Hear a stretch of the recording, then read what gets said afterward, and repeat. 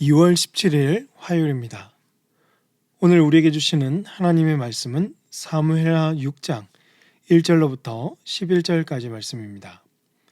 다윗이 이스라엘에서 뽑은 무리 3만 명을 다시 모으고 다윗이 일어나 자기와 함께 있는 모든 사람과 더불어 바알레 유다로 가서 거기서 하나님의 궤를 메어오려 하니 그 궤는 그룹들 사이에 자정하신 만군의 여호와 이름으로 불리는 것이라.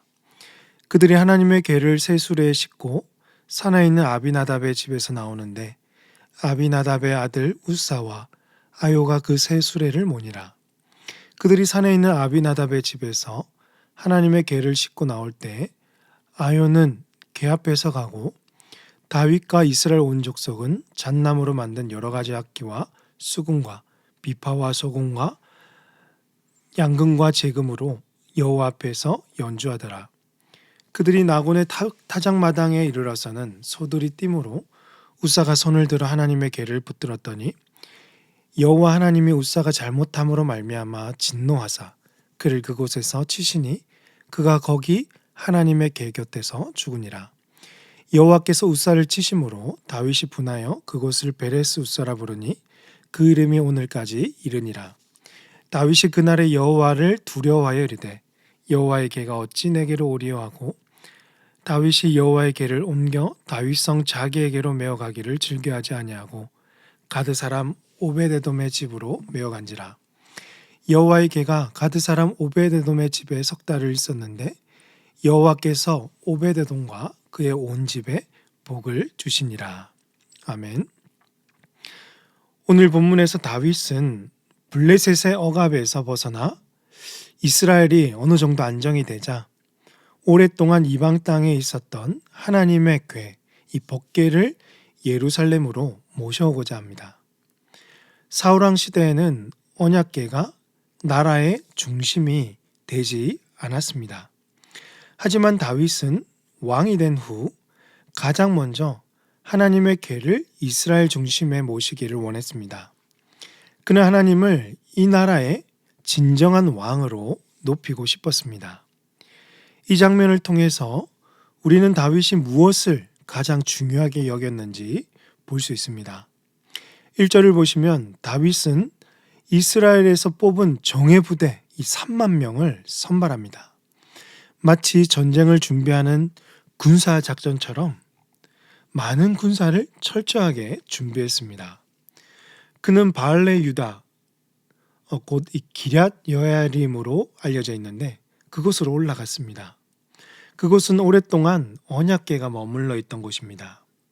잘 아시듯이 하나님의 궤는요, 성막의 지성소 안에 있었던 것이죠. 그리고 하나님은 그룹들 그 사이에 임재하신다고 말씀합니다.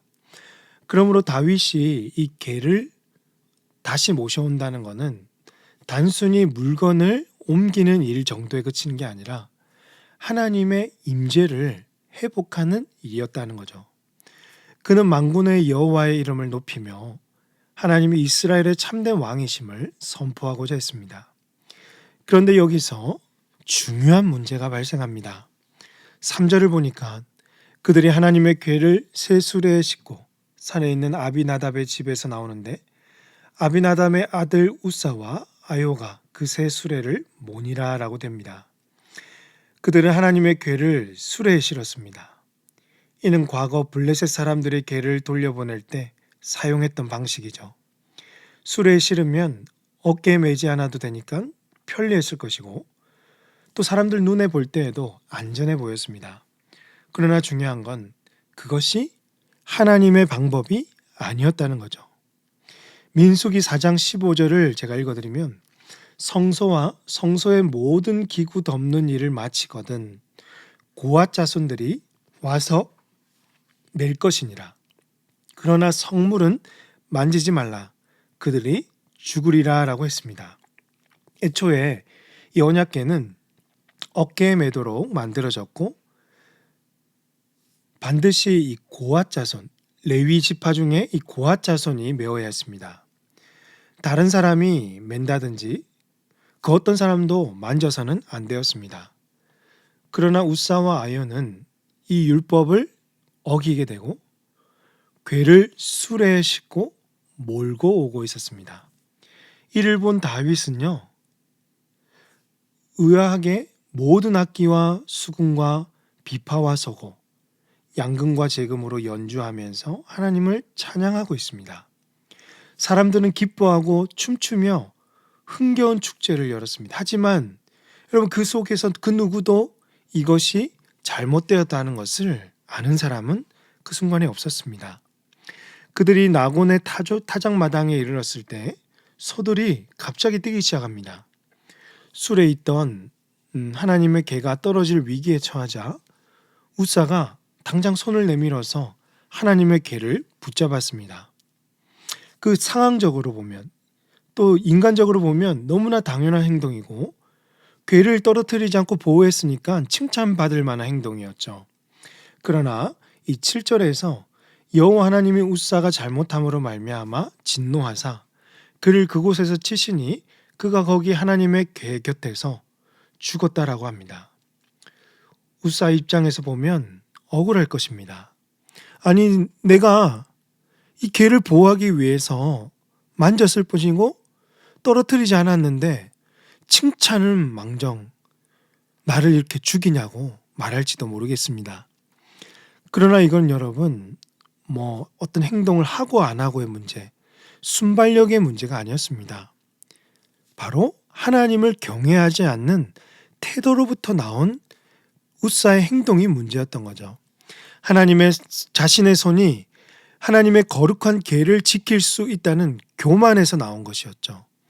하나님의 거룩은 인간의 수고와 또 순발력과 열심히 대신할 수 없는 것입니다. 이 사건은요, 인간이 아무리 열심과 성실함으로 그들의 방식대로 하나님을 섬기고 수고한다고 할지라도 그분의 거룩하심과 질서를 따르지 않으면 오히려 하나님을 가볍게 여기고 책망의 대상이 될 수 있다는 것을 보여주고 있습니다. 하나님은 우리의 어떤 수고나 열심보다 말씀에 대한 순종을 기뻐하시고 말씀을 지켜 행하는 것을 원하신다는 거죠. 이 광경을 바라본 다윗은 큰 두려움에 사로잡혔습니다. 그는 여호와의 궤가 어찌 내게로 오리료라고 고백하고 있습니다. 기쁨의 행렬은 멈추고 찬양은 끊어졌습니다. 그는 자신의 무지와 경외함의 부족을 깨닫게 되었습니다. 결국 언약궤는 가드 사람 오벳 에돔의 집으로 옮겨졌고 석 달 동안 그곳에 머물렀습니다. 그런데 하나님께서 오벳 에돔과 그의 온 집에 복을 주셨다고 합니다. 여러분, 같은 하나님의 임재가 어떤 이에게는 두려움이 되었고 또 어떤 가정에게는 복이 되었습니다. 이 차이가 무엇일까요? 바로 거룩을 지키는 일을 가볍게 여겼는가, 아니면 하나님을 진정으로 두려워하고 율법을 지켜 경외함으로 모셨는가라는 차이입니다. 사랑하는 성도 여러분, 오늘 우리의 신앙도 함께 돌아보기 원합니다. 혹시 우리도 내 방식대로, 내 습관처럼 신앙생활을 하고 있지는 않습니까? 나의 편리와 효율을 따지고 하나님의 말씀은 뒷전으로 미루어지지 않았습니까? 바쁜 삶의 이유로 예배와 기도를 가볍게 여기고 있는데 그래도 하나님은 나의 삶을 이해해 주실 거라고 스스로 위로하고 핑계대고 있지는 않습니까?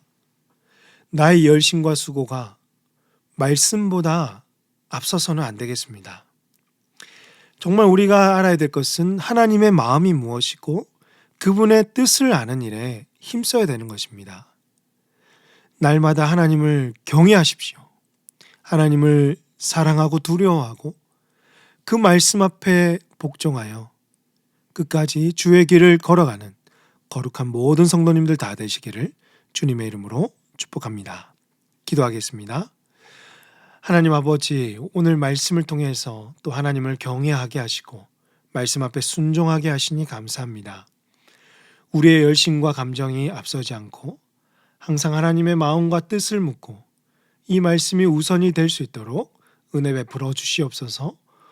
오벳에돔의 가정에 복을 주셨던 하나님, 설날을 맞이한 모든 가정 위에 주님의 임재가 있게 하시고 각 가정마다 말씀에 순종하며 복과 회복의 은혜를 더하여 주시옵소서. 이 모든 말씀을 우리 구주 예수님의 이름으로 기도하옵나이다. 아멘. 오늘 말씀을 기억하시면 기도하시고 주간 기도 제목에 따라서 환우와 성김 사역을 위해서 기도하겠습니다. 우리 교회 모든 한우들에게 치유와 회복이 있을 수 있도록 삶의 여러 가지 문제로 고통받고 있는 성도들을 위로해 주시고 믿음으로 이 시기를 잘 이겨낼 수 있도록 이웃들에게 참 사랑을 증거하고 감동 있는 섬김으로 복음의 통로가 되는 우리 교회가 될 수 있도록 설날입니다. 가족들과 온유하고 화평하며 또 깊은 친밀한 관계를 이루어 가정이 더욱더 복되게 되는 설날 명절이 될 수 있도록 이 시간 합심해서 같이 기도하도록 하겠습니다. 기도합니다.